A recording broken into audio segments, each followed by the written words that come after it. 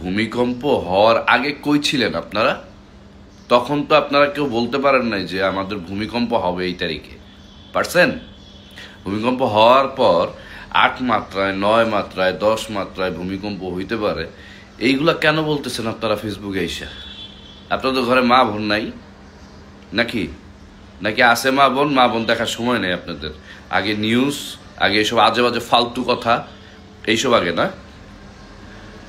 কোন একটা চ্যানেলে দেখলাম, একটা চান্দি ছিলাম, মানে একটা মাথায় শুনলাম একটা লোক আইসা বলতেছে, আমি জানি না তার পদবী কি, সে যেই হোক, সে যদি বড় বড় বিজ্ঞানীও হয়ে থাকে, সে বলতেছে প্রকৃতি আমাদেরকে আর বেশি সময় দিবে না।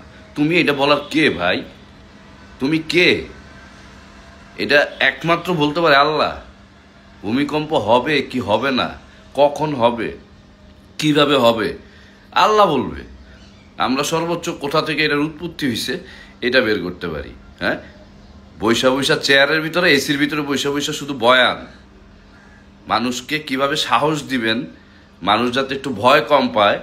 হ্যাঁ, বিশেষ করে আমাদের ঘরে বা আমরা তো বাইরে থাকি কাজে, যে মানে আমাদের মহিলা মানুষগুলো বা আমাদের মা বোন যারা আছে, আমাদের স্ত্রী যারা ঘরে থাকে, তাদেরকে আপনারা সাহস দিবেন। তারা সবসময় সোশ্যাল মিডিয়াতে অ্যাক্টিভ থাকে।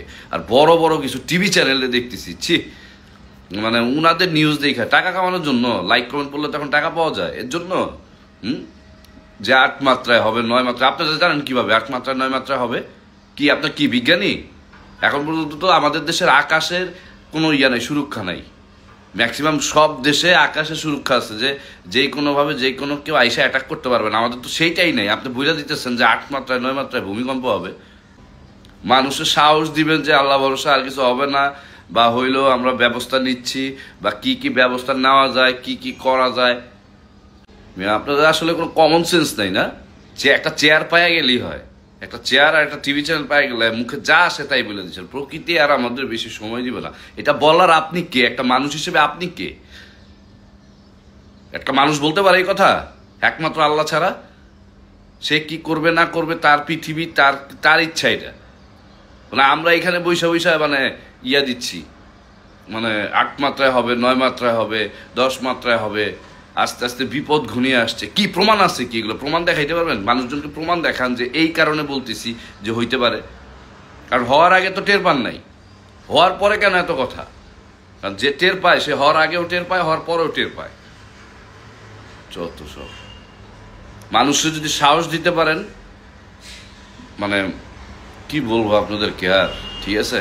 মানে আর আপনারাও ভাই কিরকম মানুষ? হ্যাঁ, এই যে এত নিউজ হচ্ছে 8 মাত্রায় 9 মাত্রায়, এখানে দেখি আপনারা হাজার হাজার লাইক দিচ্ছেন, লক্ষ লক্ষ কমেন্ট করতেছেন। টিভি চ্যানেল, নিউজ কোম্পানি, এরা কি ভূমিকম্প দেয় না আল্লাহ দেয়?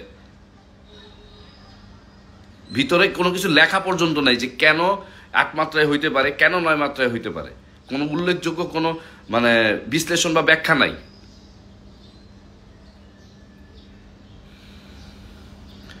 যদি পারেন, ঠিক আছে, মানুষজনকে সান্ত্বনা, সাহস দেওয়ার চেষ্টা করেন, ভয় দেখানোর চেষ্টা করেন না, ঠিক আছে? কারণ আপনারও মা বোন আছে।